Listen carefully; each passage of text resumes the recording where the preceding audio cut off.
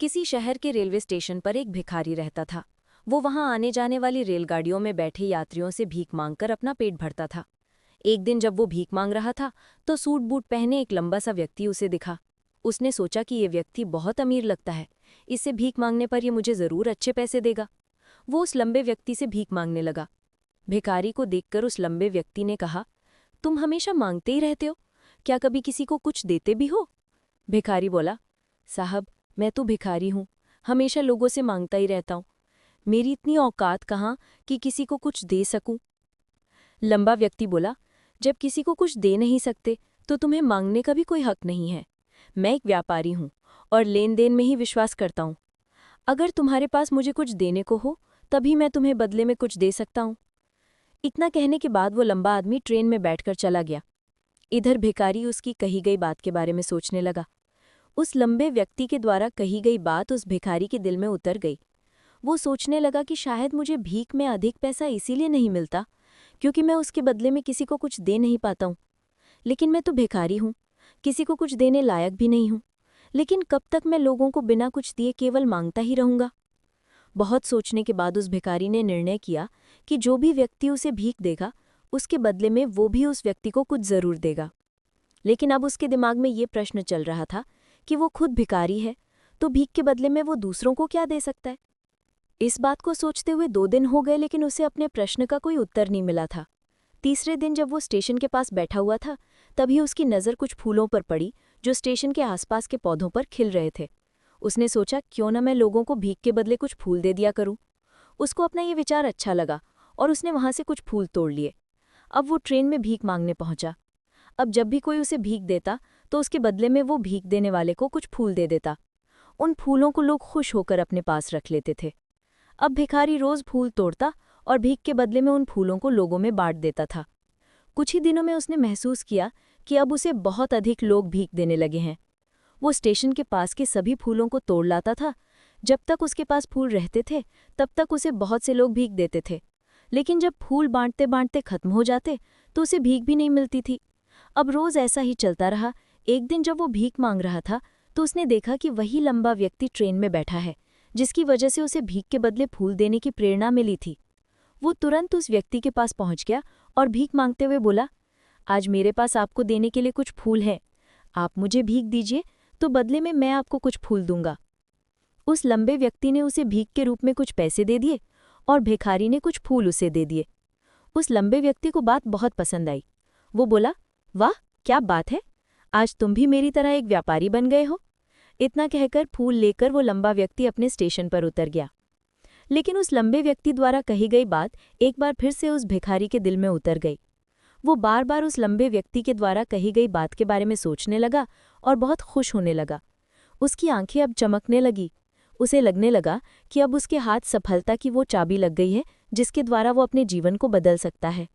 वो तुरंत ट्रेन से नीचे उतरा और उत्साहित होकर बहुत तेज आवाज में ऊपर आसमान की तरफ देखकर बोला, मैं भिखारी नहीं हूं, मैं तो एक व्यापारी हूं, मैं भी अमीर बन सकता हूं। लोगों ने उसे देखा तो सोचा कि शायद ये भिखारी पागल हो गया है और अगले दिन से वो भिखारी उस स्टेशन पर फिर कभी नहीं दिखा। लेकिन 6 महीने बाद इसी स्टेशन पर 2 व्यक्ति सूट बूट पहने हुए यात्रा कर रहे थे।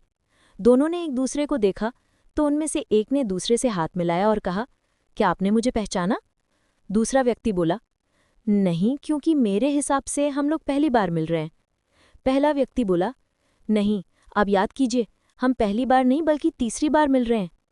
दूसरा व्यक्ति बोला, मुझे याद नहीं, वैसे हम पहले 2 बार कब मिले थे? अब पहला व्यक्ति मुस्कुराया और बोला, हम पहले भी 2 बार इसी ट्रेन में मिले थे। मैं वही भिखारी हूँ जिसको आपने पहली मुलाकात में बताया कि मुझे जीवन में क्या करना चाहिए और दूसरी मुलाकात में बताया कि मैं वास्तव में कौन हूँ। दूसरा व्यक्ति मुस्कुराया और अचंभित होते हुए बोला, ओह, याद आया, तुम वही भिखारी हो जिसे मैंने एक बार भीख देने से मना कर दिया था और दूसरी बार मैंने तुमसे कुछ फूल खरीदे थे।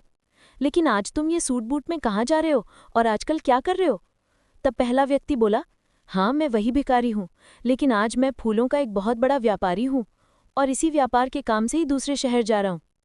कुछ देर रुकने के बाद वो फिर बोला, आपने मुझे पहली मुलाकात में प्रकृति का वो नियम बताया था जिसके अनुसार हमें तभी कुछ मिलता है जब हम कुछ देते हैं। लेन देन का ये नियम वास्तव में काम करता है। मैंने ये बहुत अच्छी तरह महसूस किया है। लेकिन मैं खुद को हमेशा भिखारी ही समझता रहा।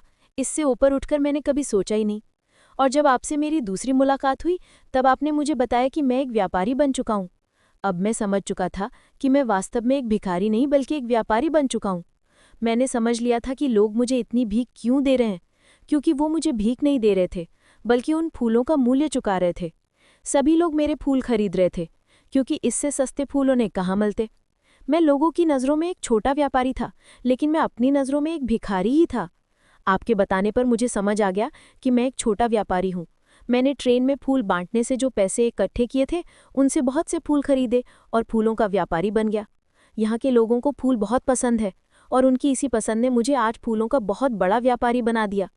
दोनों व्यापारी अब खुश थे और स्टेशन आने पर साथ उतरे और अपने अपने व्यापार की बात करते हुए आगे बढ़ गए। दोस्तों, इस कहानी से हमें बहुत कुछ सीखने को मिलता है। कहानी में लंबा व्यापारी गिव एंड टेक के नियम को बहुत अच्छी तरह जानता था। दुनिया के सभी बड़े व्यापारी इसी जीवन के नियम का उपयोग करके सफल हुए हैं। इस फॉर्मूले को उसने भिखारी को भी बताया। भिखारी ने इस प्राकृतिक नियम को अपना लिया और इसका असर उसके जीवन में साफ दिखाई देने लगा। उसने अपनी सोच बदली और उसकी जिंदगी बदल गई। ये कहानी हमें बताती है कि यदि हम अपनी सोच बदल लें तो कुछ भी हासिल किया जा सकता है। यदि हम खुद को छोटा समझते रहेंगे तो हम हमेशा छोटे ही बने रहेंगे। बड़ा बनने के लिए हमें अपनी सोच को बदलना होगा और खुद के बारे में बड़ा सोचना होगा। कहानी का सार ये है कि सफलता आपकी सोच में छुपी होती है। खुद का आत्मसम्मान जगाइए, अपनी सोच को बड़ा बनाइए और देखिए कैसे आप सफलता के शिखर पर पहुंच जाते हैं। अगर आपको ये कहानी पसंद आई हो तो इसे लाइक करें, अपने दोस्तों और परिवार के साथ शेयर करें और ऐसी ही प्रेरणादायक कहानियां सुनने के लिए हमारे चैनल को सब्सक्राइब करना बिल्कुल न भूलें।